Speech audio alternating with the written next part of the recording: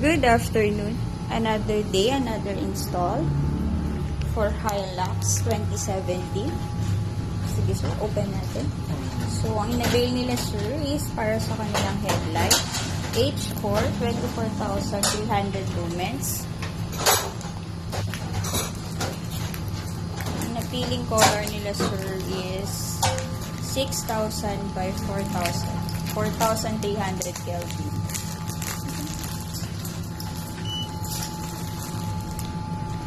Sige sir, open natin.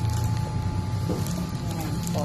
So, quad chip na po siya. So, yung heatsink to driver po is waterproof na po siya. So, per bulb niya po is 40 watts po. Magkasama na po yung high and low. Then, sa lifespan naman po niya is 50,000 hours, 5 to 6 years. Then, yung warranty po is 3 years and 6 months. Then, doon naman sir, sa park light niya po is 6 months yung warranty. Sige po. Install na po natin. Thank you for choosing us.